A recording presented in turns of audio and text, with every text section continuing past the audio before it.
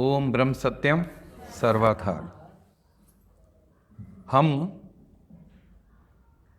जीवन भर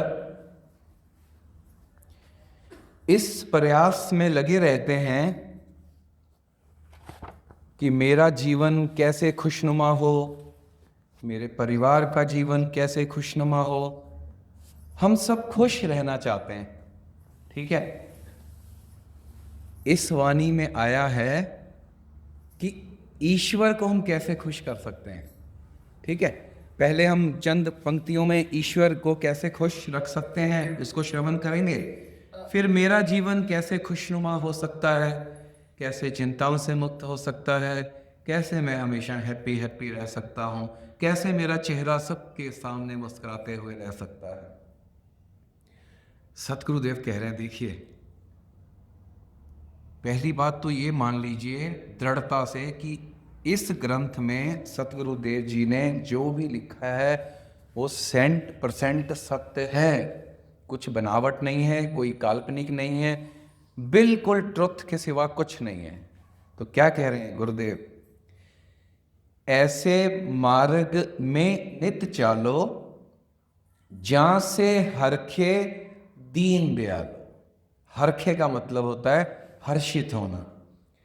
सतगुरुदेव जी हमें बता रहे हैं कि हमें ऐसे मार्ग पे चलना चाहिए जिससे ईश्वर प्रसन्न हो जाए, जिससे ईश्वर खुश हो जाए, जिससे मेरे कर्मों से, मेरे व्यवहार से, आगे में बताई हुई पंक्तियों के आधार पे मेरे जीवन को देख के, मेरे चरित्र को देख के, मेरे निर्मल मन को देख के, मेरे व्यवहार को देख के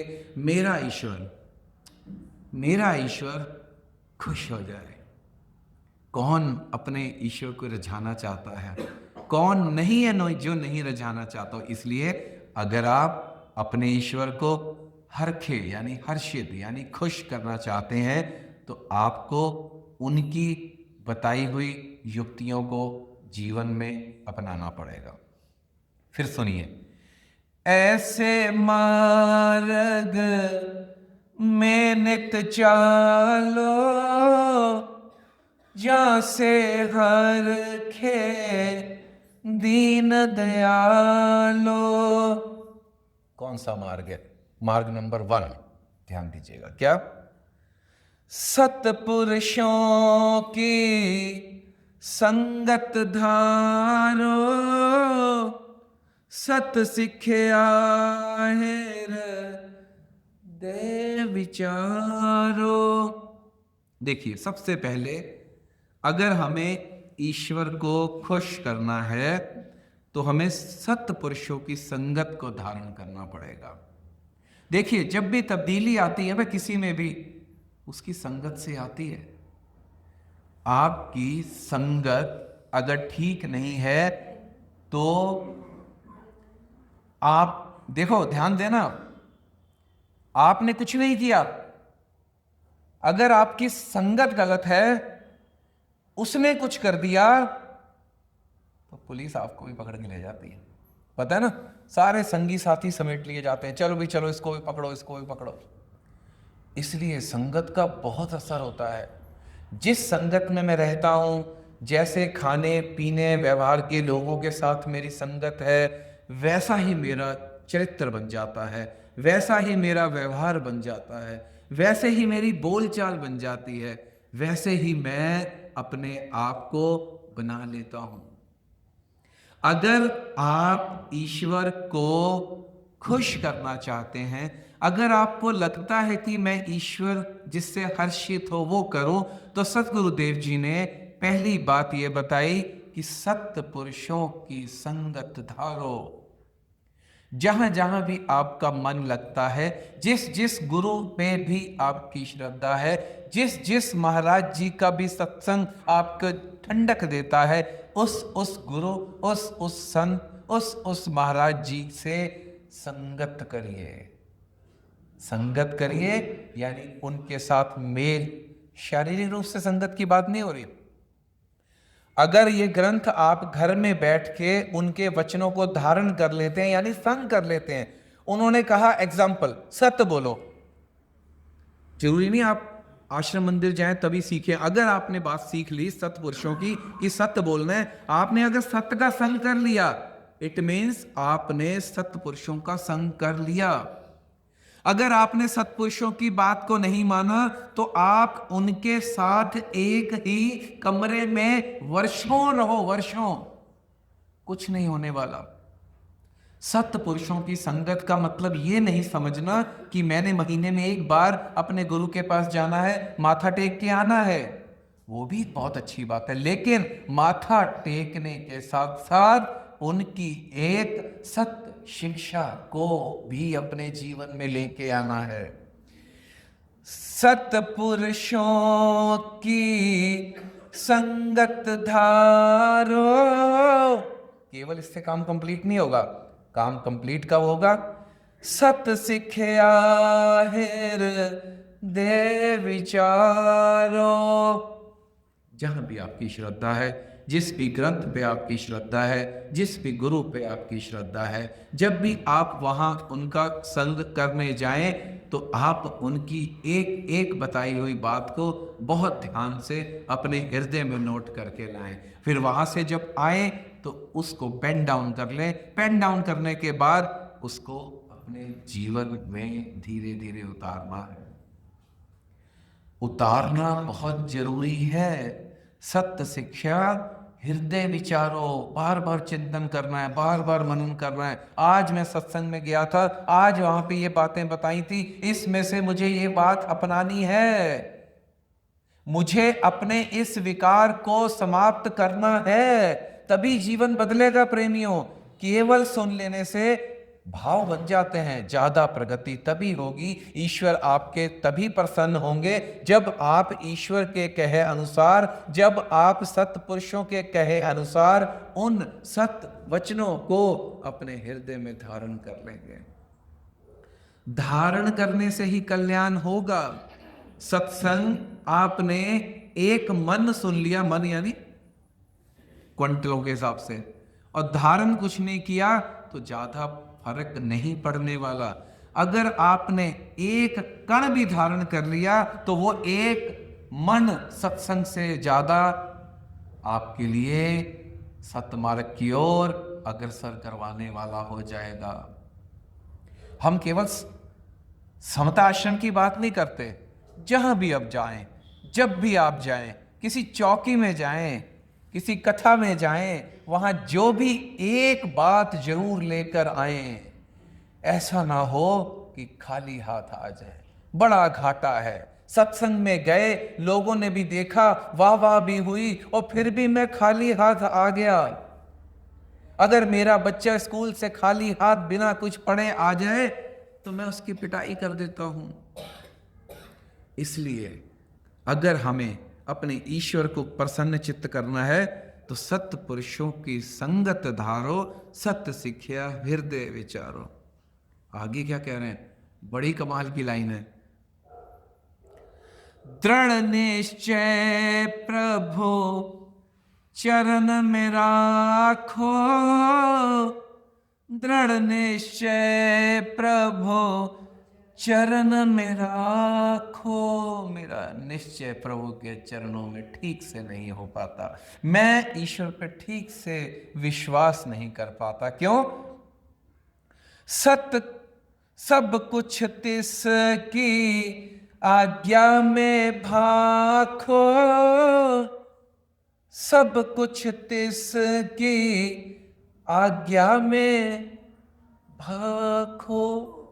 सब कुछ उसकी आज्ञा में देखो, सब कुछ उसकी रजा में रहो। जो कुछ वो कर रहा है सब ठीक ही कर रहा है। दृढ़ निश्चय प्रभु चरण में राखो। अगर जो कुछ हो रहा है पक्का दृढ़ निश्चय होना चाहिए, मन कभी डावाडोल नहीं होना चाहिए। अगर मेरे साथ ये घटनाक्रम हुआ है इट मीन्स ये ठीक ही है, ये होना ही था, नहीं ये होना ही चाहिए। मेरे मकान की दीवार गिर गई, प्रभु गिरनी चाहिए, क्योंकि आपकी इच्छा है, आपकी इच्छा पूरी होनी चाहिए। ये है, जब ऐसा भाव मेरे अंदर आ जाएगा तब ये होगा। जहां से हरखे दीन दयालु। आपका प्रभु आपके ऊपर रीझ जाएगा जब आप अपने आप को अनकंडीशनल सरेंडर उसके आगे कर देंगे, समर्पण कर देंगे, अपने हौमे का नाश कर देंगे अपने। अब सतगुरुदेव जी को देखिए, क्या कहते थे पता है? ये अदना दर्जे के हैं, अदना दर्जे के इंसान, अदना दर्जे के, जो ईश्वर सत्ता है। अब कैसे ईश्वर सत्ता? जिसको भूख नहीं सताती थी, 2500 वर्ष तक उन्होंने भोजन नहीं किया, छोटी सी बात पे। एक बार कहीं गए किसी प्रेमी के घर, उस माता ने, बड़े परिश्रम होता है भाई, हमारे घर भी, आपके घर भी जब गुरु आते हैं तो माताएं बहनें सब काम छोड़ के भोजन स्वादिष्ट प्रेम पूर्वक बनाना आरंभ कर देती हैं और कई कई घंटे लग जाते हैं। जब महाराज जी के लिए भोजन बनाया गया, भोजन महाराज जी के सामने थाल में परोस के आया गया, उन्होंने, खाते तो कम ही थे, एक ग्रास उठाई सिर्फ, बाकी वापस भेज दिया। थोड़ी देर बाद देखा उन्होंने, घर की महिलाओं ने जिन्होंने भोजन बनाया था वो रोने लग गई। महाराज जी ने कहा क्या हो गया, क्यों रो रहे हैं? बोले इन्होंने 3-4 घंटे लगा के ये भोजन बनाया था और आपने खाया नहीं, इनका दिल दुखी हो गया। क्या कहते हैं महाराज जी? ओहो, आज इनके उदर की पूर्ति के कारण आपके 3-4 घंटे व्यर्थ हो गए। देखो तो सही, इनकी उदर की पूर्ति के कारण आपके 3-4 घंटे व्यर्थ हो गए, और फिर देखो, जाओ आज के बाद भोजन ही नहीं करेंगे। उस दिन के बाद अंतिम समय तक गुरुदेव ने भोजन नहीं किया, गुरुदेव ने भोजन नहीं किया। सब कुछ तिसकी आज्ञा में भाखो। अगर आपने ये सब कुछ तिसकी आज्ञा में देखना आरंभ कर दिया तो आप, एक तो भगवान हर्षित हो जाएंगे, ठीक है, भगवान खुश हो जाएंगे। अगर आपने उसकी इच्छा को ही अपना सब कुछ मान लिया और अपना जीवन उसकी आज्ञा में व्यतीत करना शुरू कर दिया, तो वो तो खुश होंगे ही होंगे, आप भी खुश हो जाएंगे। आप भी हर्षित हुए बिना रह नहीं पाएंगे। आपका भी जीवन सुख से भर जाएगा। आपके जीवन में भी संतोष, शांति, चैन, आनंद, सुख आने लग जाएगा। क्या करना है हमें? दृढ़ निश्चय प्रभु चरण में राखो। भाई देखिए, दृढ़ निश्चय तो आप सबका होगा प्रभु के चरण में, तभी तो आप आए हो सत्संग में, है ना? टाइम निकाल के आए, इतनी दूर से आए, पेट्रोल डीजल व्यय करके आए। ये बात तो पक्की है कि दृढ़ निश्चय से प्रभु चरण में राखो, लेकिन आगे की बात में अगर कमी हो तो उसको भी हमें अपने जीवन में धारना है। सब कुछ तिसकी आज्ञा में भाखो। भरत को बुलाया गया, ननिहाल में गए हुए थे। जब वो आए तो उनको बताया गया कि भगवान श्री राम जी का वनवास हो गया है, दशरथ जी का देहांत हो गया है। इतना सुनते ही भरत जी बिलख बिलख कर रोने लग गए। और क्या कहते हैं गुरु वशिष्ठ जी से, गुरुदेव आप तो ईश्वर तुल्य गुरु ऋषि हैं वशिष्ठ जी, आप तो इतने ज्ञानी हैं, आप तो इतने समृद्ध हैं, आपने तो कितने कितने मुहूर्त निकालने के बाद ये मुहूर्त निकाला था, जिस मुहूर्त में भगवान प्रभु श्री राम जी का राज्याभिषेक होना था, राज तिलक लगना था। कैसे हो गया? वो खुद भगवान और उनके गुरु भी श्रेष्ठ वशिष्ठ जी, मुहूर्त भी बड़ी श्रेष्ठता के साथ देखा गया। दिन, वार, टाइम, सारे कैलकुलेशंस करने के बाद भगवान प्रभु श्री राम जी के राज तिलक का समय निर्धारित किया गया था। फिर भरत ने पूछा गुरु वशिष्ठ जी से, प्रभु ये कैसे हो गया, ये अनर्थ कैसे हो गया? गुरुदेव क्या कह रहे हैं? सब कुछ तिसकी आज्ञा में भाखो, सब कुछ उसकी इच्छा में देखो। क्या कह रहे हैं विशिष्ट जी? सुनत भरत भावी प्रबल, बिलख कहूं मुनिनाथ, लाभ हानि जीवन मरण, यश अपयश सब विधि हाथ। इतना बड़ा घटनाक्रम हो गया, प्रभु श्री राम जी के साथ हो गया, माता सीता के साथ हो गया। जब भरत जी बिलख बिलख कर रो रहे थे तो वशिष्ठ जी ने क्या समझाया? क्या मेरे साथ जीवन में कभी ऐसी विपत्ति आई? क्या मेरे साथ कभी ऐसा घटनाक्रम हुआ कि मुझे 14 वर्ष का वनवास लेना पड़ जाए? मैं छोटी छोटी परेशानियों से क्यों दुखी हो जाता हूं? इसलिए दुखी हो जाता हूं क्योंकि ईश्वर के चरणों में भरोसा नहीं है, क्योंकि सब कुछ उसकी वजह से हो रहा है ये नहीं मानता हूं। इसीलिए मैं छोटे छोटे कारण से दुखी हो जाता हूं। इसने मुझे ऐसे कहा, और तो और छोड़िए, इसने मुझे पहले नमस्ते क्यों नहीं करी? ओहो, इतनी सी बात पे हम नाराज हो जाते हैं, इतनी सी बात पे। इसने देखा, आई कांटेक्ट हुआ, पहले इसने नमस्ते क्यों नहीं की? मैं तो इसको हर बार नमस्ते करता था, ये मेरे घर आता था, मैं तो टेबल भर देता था, मैं इसके घर गया, इसने सिर्फ एक बिस्किट रखा चाय के साथ।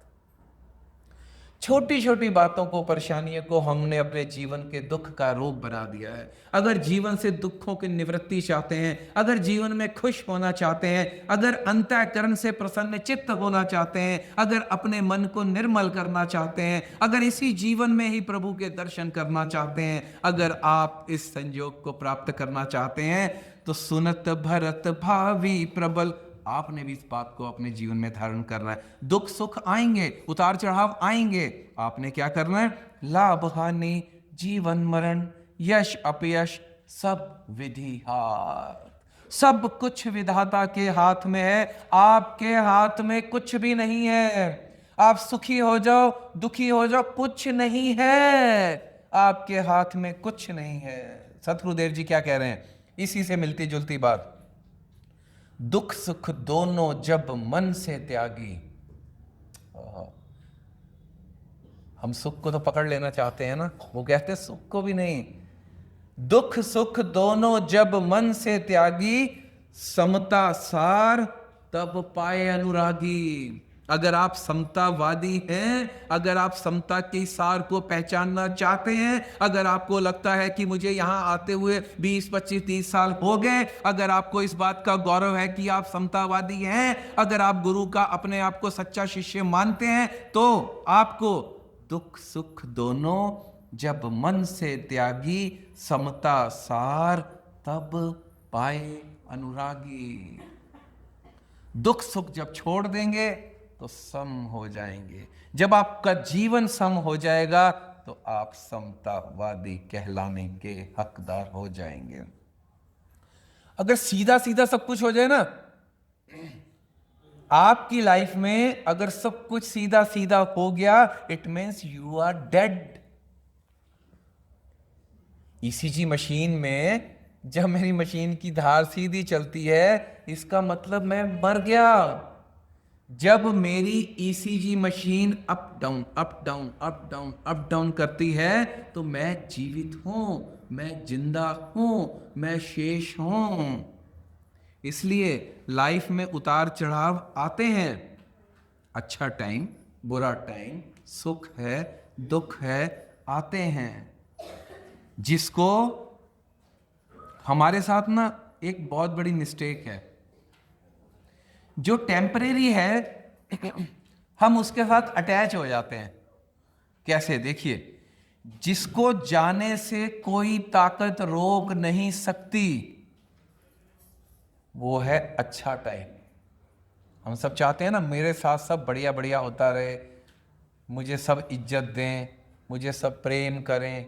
अच्छा टाइम उसको, क्योंकि ये संसार ना चक्कर रूप है। चक्कर का मतलब समझते हैं? गोल चक्कर।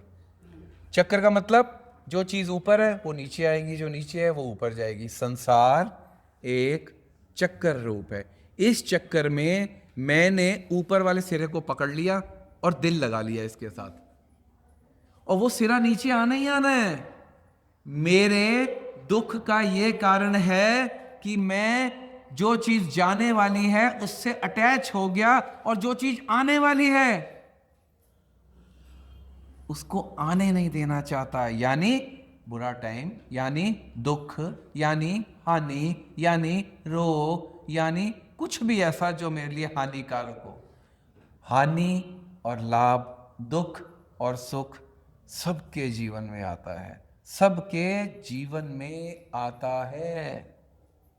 फिर सतगुरुदेव आगे कह रहे हैं, लाभ और हान एक चित्त पेखी, पेखी मतलब देखना, लाभ और हान एक चित्त पेखी, समता ज्ञान तब पाए विवेकी।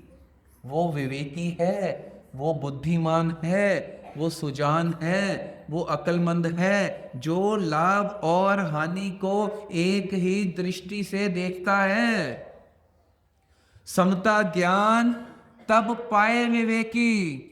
समता ज्ञान अगर आप चाहते हैं आपके हृदय में आ जाए, तो आपको लाभ और हानि अपने चित्त में एक समान देखनी चाहिए, या एक समान देखनी पड़ेगी। अगर आप लाभ और हानि को एक समान नहीं देख रहे, तो आप ठीक समतावादी नहीं है। परिस्थितियां नहीं बदलती, ठीक है, क्योंकि वो प्रारब्ध के अधीन है। अब बदलना क्या है? आपने अपनी थिंकिंग बदलनी है, अपनी सोच बदलनी है, अपने विचार बदलने हैं। लोग ना अक्सर मंदिर में जाते हैं, मस्जिद में जाते हैं, गुरुद्वारे में जाते हैं, पता है वहां जाके क्या मांगते हैं? भगवान को कोई मांगता ही नहीं है। वहां जाके इंसान क्या मांगता है? खूब धन मिल जाए, अनुकूलता हो जाए, मेरा लाभ कम है लाभ बढ़ जाए, मेरा यश कम है यश ज़्यादा हो जाए, मैं सदा सुखी रहूं, या जो जो भी समस्याएं मेरे जीवन में होती हैं, मैं वो सब मंदिर में जाके मांगता हूँ, मस्जिद में जाके मांगता हूँ। यह मांग रहे हैं अच्छा टाइम आता रहे, ये मांगते हैं लक्ष्मी जी सदा मेरे घर में विराजमान रहे, ये मांगते हैं मेरी हेल्थ हमेशा परफेक्ट रहे। ये सब तब्दीली युक्त है। पिछले, चलो आप अपने देखिए जिनको आप जानते हो, ठीक है, पिछले सैकड़ों नहीं हजारों नहीं लाखों वर्षों में कोई एक व्यक्ति ऐसा दिखा दीजिए जिसको लाभ लाभ हुआ हो, हानि ना हुई हो, जो हमेशा तंदुरुस्त तंदुरुस्त रहा हो, कभी उसको रोग ना आया हो, जिसके जीवन में हमेशा सब कुछ अच्छा अच्छा अच्छा चलता रहा हो, बुरा वक्त कभी ना आया हो। कोई एक ढूंढ के बता दीजिए। इस पूरी सृष्टि में हजारों लाखों वर्षों से एक भी प्राणी आपको ऐसा नहीं मिलेगा जिसके जीवन में दुख संताप कभी ना आया हो, जिसके जीवन में उतार चढ़ाव कभी ना आया हो। ये थिंकिंग ऐसे मान लीजिए, सोचना ये है कि मैं हमेशा सुखी रहूं, मेरे साथ अच्छा होता रहे, मेरा यश फैलता रहे, मैं धनवान बनता रहूं। ऐसा है इस समान कि अगर आपको दिन अच्छा लगता है, आप कहें जी रात कभी नहीं होनी चाहिए। Is this possible? क्या ये संभव है? आपको रात अगर अच्छी लगती है तो आप रात चाहते हैं, दिन अच्छा लगता है तो दिन चाहते हैं। क्या यह सब ठीक है? क्या ये हो सकता है? ऐसा कभी नहीं हो सकता। आपने दृढ़ निश्चय प्रभु चरण में रखना है और सब कुछ उसकी आज्ञा में देखना है, उसके हुक्म में देखना है। जो कुछ आपके जीवन में हो रहा है उसके जिम्मेवार आप हो, क्योंकि आप पूर्व के जन्मों में ऐसे कर्म करके, ऐसे भावी लेके, ऐसा प्रारब्ध लेके आए हो। किसी का कोई दोष नहीं है। इसलिए सतगुरुदेव जी ने फरमाया, राजा दुखिया, राणा दुखिया और दुखिया कुल संसार, मंगत सुखिया सो भया, जिस शोभा पाई करतार। किसके जीवन में उतार चढ़ाव नहीं आए? राम जी को मानते हो आप? उनका जीवन देखा? कृष्ण जी को मानते हो आप? उनका जीवन देखा? नानक जी को मानते हो? उनका जीवन देखा? रामकृष्ण परमहंस जी को मानते हो? उनके जीवन में कैंसर देखा? महर्षि रमन जी को मानते हो? उनके जीवन में कैंसर था। किसके जीवन में ऐसा नहीं हुआ? फिर आप क्यों टेंशन लेते हो? तेरा पाना मीठा लागे, तेरा पाना मीठा लागे, क्यों यह मेरे जीवन में नहीं आता? जो कुछ प्रभु आप करते हो अच्छा ही करते हो, जो भी देते हो अच्छा ही देते हो, जो भी हो रहा है उपयुक्त हो रहा है, जो कुछ भी हो रहा है 100% परफेक्ट हो रहा है। इस दुनिया में इंच बराबर भी गलत नहीं होता। क्यों? क्योंकि इसका मालिक ईश्वर है। क्यों? क्योंकि इसको चलाने वाला कारीगर बहुत परफेक्ट है। क्यों? क्योंकि इस दुनिया का मालिक ईश्वर है। आपका मालिक भी ईश्वर ही है। इसलिए आपके जीवन में कभी कुछ गलत नहीं होता। टेंशन मत करिए, क्योंकि यहाँ पर राजा भी दुखी है, राणा भी दुखी है, सारा का सारा संसार दुखी है। तो फिर हम क्या करें? मंगत सुखिया सो भया जिस शोभा पाई करता, उस ईश्वर को याद करने का रास्ता इख्तियार कर लीजिए। जब भी आपको शांति मिलेगी, गारंटी है शास्त्रों की, जब भी आपका मन शांत होगा, जब भी आपके हृदय में हैप्पीनेस आएगी, जब भी आप आर्ट ऑफ लिविंग सीखेंगे, तो आपको एक ही मार्ग पे चलना पड़ेगा, ईश्वर के मार्ग पर। इसके सिवा आप कभी संतुष्ट नहीं हो सकते। एक व्यक्ति ले आइए संसार में, एक व्यक्ति जो ईश्वर के नाम के बिना सुखी हो। ईश्वर परमेश्वर दे भुलिया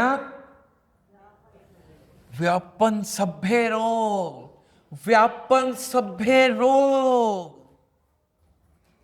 समझिए इस बात को, परमेश्वर दे भुलिया।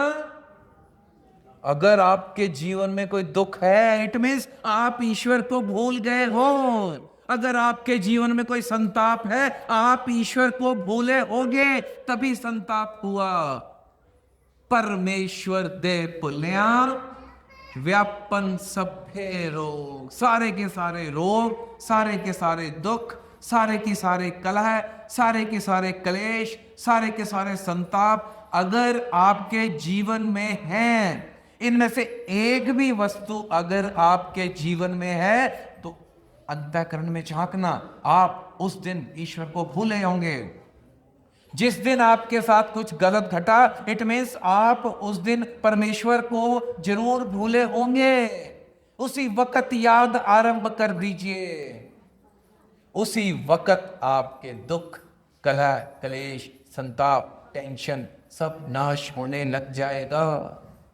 पकड़ के जाइएगा, परमेश्वर दे भुलिया व्यापन सभे रोग। अगर आप रोगों से मुक्त होना चाहते हैं, अगर आप अपने जीवन को हर्षित करना चाहते हैं, अगर आप चाहते हैं मैं भी खुश रहूं, मेरा प्रभु भी खुश रहे, तो उस प्रभु की बात को अपने जीवन में धारण करना पड़ेगा। ऐसे मार्ग में नित चालो, जहाँ से हर खे दीन दयालो। इतना आसान है उसको रिझाना, इतना आसान है उसको रिझाना। इतना सा काम करना है, मैं को छोड़ना, तू को पकड़ना। इतना आसान काम है, कुछ करना ही नहीं है। कोई पहाड़ नहीं तोड़ना है, कोई जंगलों में नहीं जाना, कोई बड़े बड़े काम नहीं करने, कोई 10, 20, 50, 100 घंटे ड्यूटी नहीं देनी, कोई पत्थर नहीं तोड़ने, कोई पहाड़ नहीं तोड़ने। इधरों पुटना, इधर लाना, बस इन्नी देर का काम है। मेरी वृत्तियां इस संसार फैलियां हुई ने, इन वृत्तियों को यहां से निकाल के वहां लगाना है, इतनी देर का काम है। अब परमेश्वर दे भुलिया, असी तो सब भुले बैठे हैं। अब परमेश्वर की याद कैसे हो? क्या कह रहे हैं? वेद कुतेब बहु पठना करे और नेम धर्म बहु भांत। मंगत बिन हरि सिमरने, नहीं छूटे जीव भ्रांत।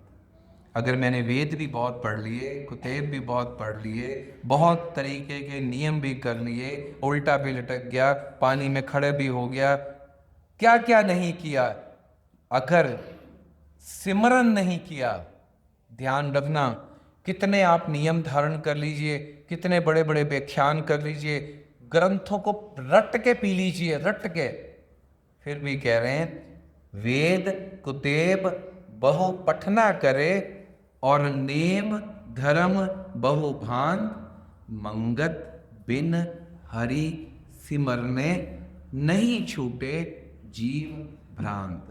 भ्रांति नहीं छूटने वाली। अब सबकी समस्या एक ही है, एक ही समस्या सबकी, कि सिमरन होता नहीं है। सब चाहते हो ना आप, ऐसा मैं श्योर हो सकता हूं कि जितने भी प्रेमी यहां बैठे हैं ना, सब अपने अपने स्तर से ईश्वर की याद करते होंगे, सिमरन करते होंगे, और 90% लोगों की ये कंप्लेंट होगी कि मेरा मन सिमरन में लगता नहीं। हम बैठते हैं, सिमरन में मन लगता नहीं, और उठे जाते हैं, हार जाते हैं, अपने आप को असहज समझने लग जाते हैं। तो उसके लिए क्या कहा गया है? करत करत अभ्यास ते, जड़मत होत सुजान, रसरी आवत जात ते, सिल पर पड़त निशान। हमारे, ये मेरा पहला जन्म नहीं है, इससे पहले भी मेरे करोड़ों जन्म हो चुके हैं, लाखों जन्म हो चुके हैं। उन लाखों करोड़ों जन्मों के जो मैंने अच्छे या बुरे कर्म किए, जो मैंने अपना स्वभाव बिगाड़ा, इस जन्म में अगर ईश्वर कृपा हो चुकी है आपके ऊपर, जिस कारण आप सत्संग अटेंड कर रहे हो, जिस कारण आप गुरुमुख हो, जिस कारण आपने कोई गुरु धारण कर रखा है, तो ऐसा नहीं है कि तुरंत काम बन जाएगा, क्योंकि लेखा जोखा बहुत जन्मों से चला आ रहा है। ऐसा बिल्कुल नहीं होता कि आपने अपने गुरु के नाम को अगर एक बार भी याद किया, एक बार भी, तो उसने एक बार ने आपके अंदर सफाई अवश्य कर दी। अगर मैल बहुत ज़्यादा चढ़ी है तो साबुन आपको ज़्यादा रगड़ना पड़ेगा। उसके लिए क्या करना है? करत करत अभ्यास दे, हमें लगातार एक नियमबद्ध तरीके से ईश्वर की याद, ईश्वर का सिमरन, ईश्वर के अभ्यास में लगना पड़ेगा। देखिए, जब तक आप नियम नहीं बनाएंगे तब तक मन को काबू में नहीं कर पाएंगे। एक टाइम टेबल बनाइए। संसार के काम छोड़ने को कोई नहीं कहता आपसे।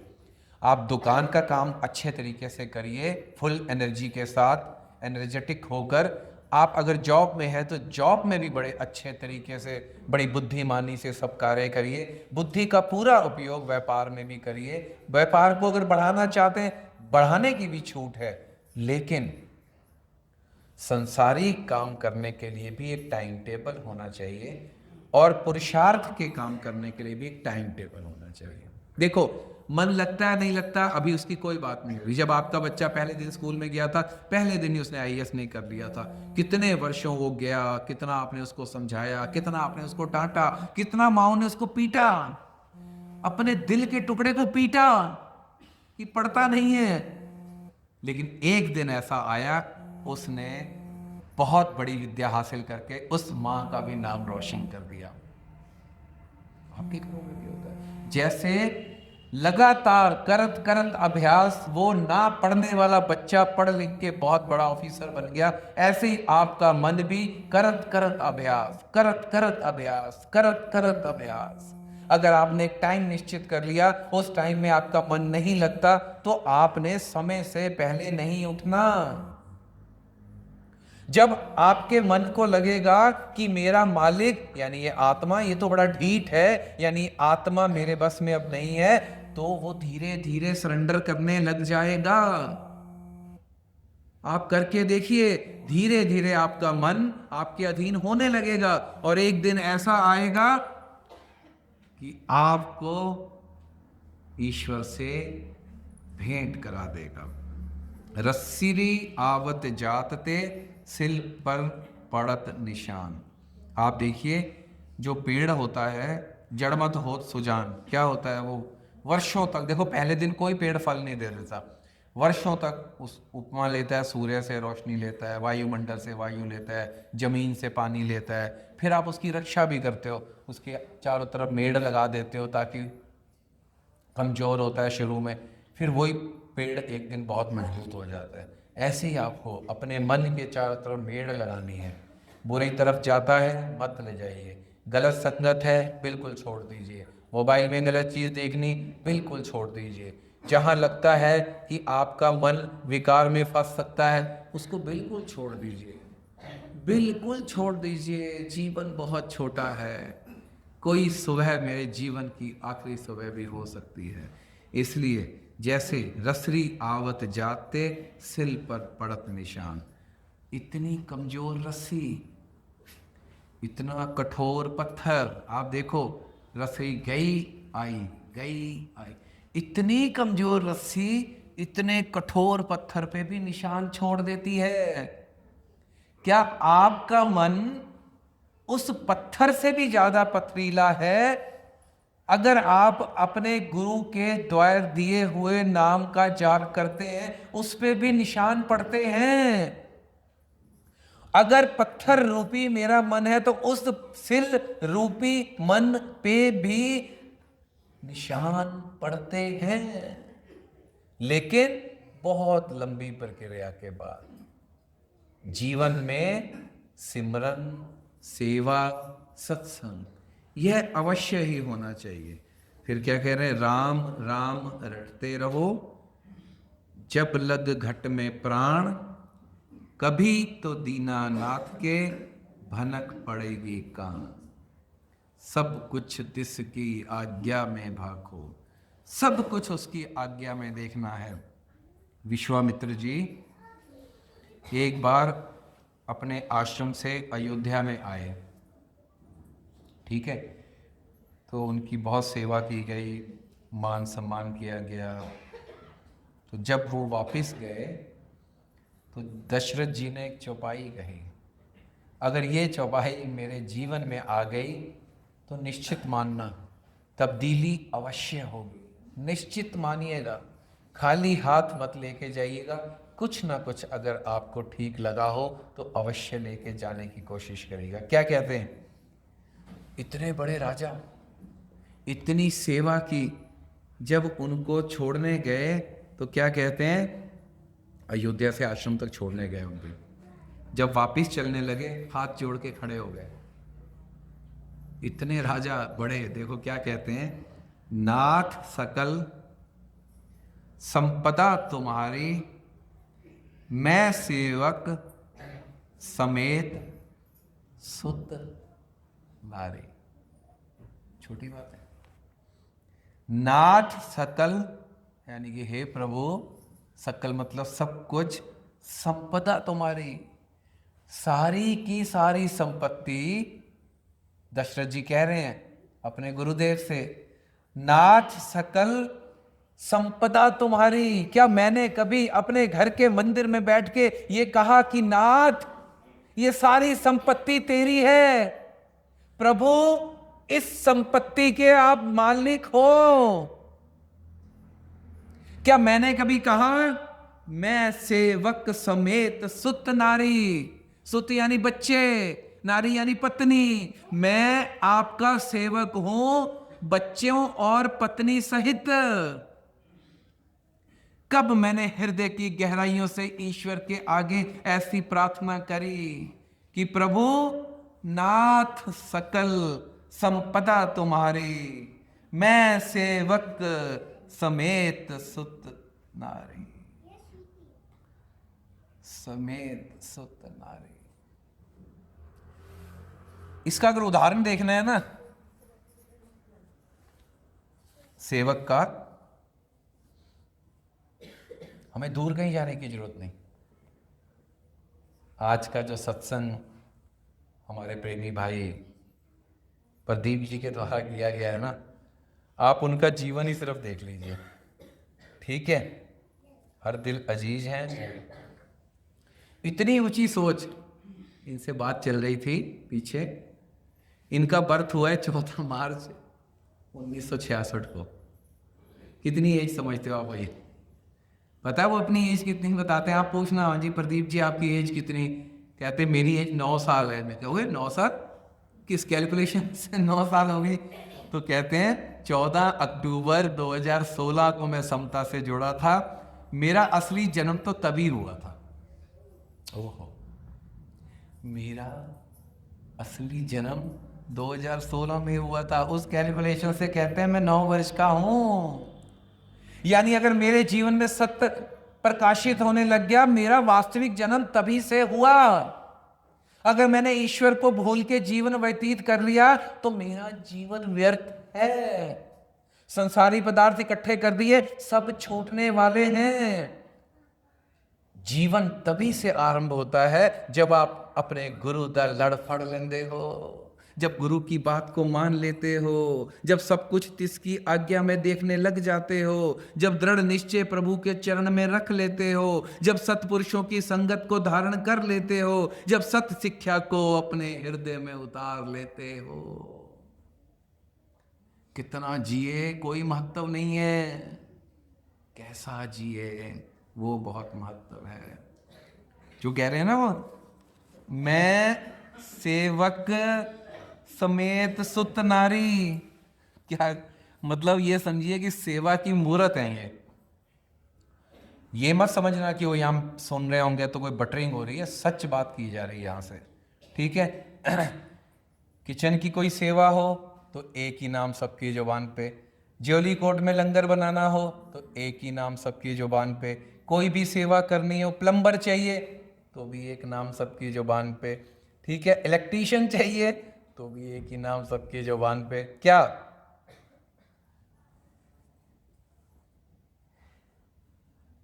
कोई भी सेवा का कार्य यहां हो, कोई भी सेवा का कार्य यहां हो, बस एक ही नाम यहां गूंजता है, मेरे आश्रम का बच्चा बच्चा। अरे हंस क्यों रहे हैं?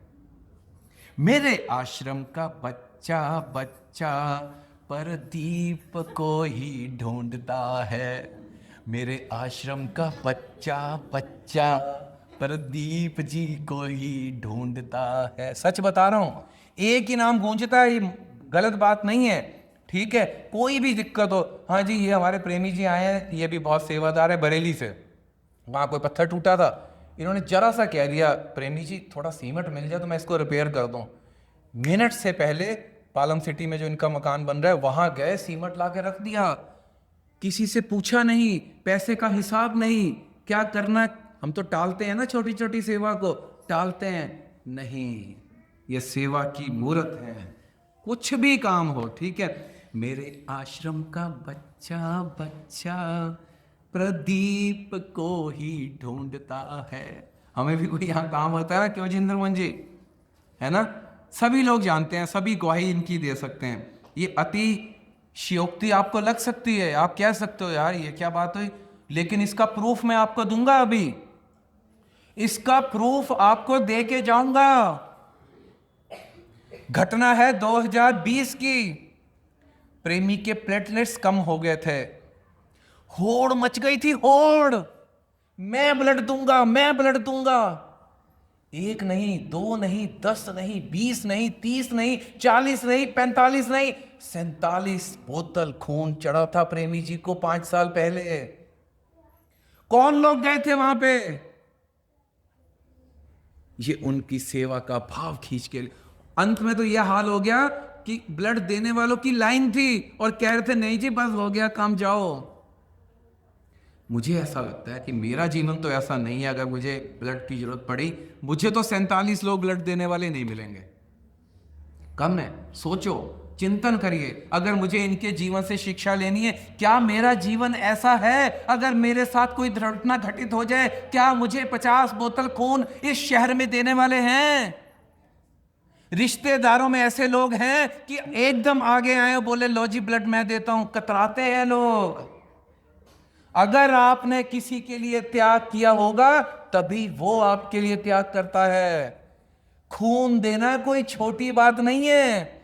कितना उन्होंने जीवन में त्याग किया होगा, कितनी लोगों की मदद की होगी, कितनी लोगों की सेवा की होगी, तब यह स्थिति आई कि लाइनों की लाइनें लग गईं। गाड़ियां हल्द्वानी से भर के जा रही हैं, काशीपुर से जा रही हैं, गढ़ी नेकी से जा रही हैं कि खून ले लो, खून ले लो। ऐसे हो गया जैसे मिनरल वाटर की बॉटल हो गई, बस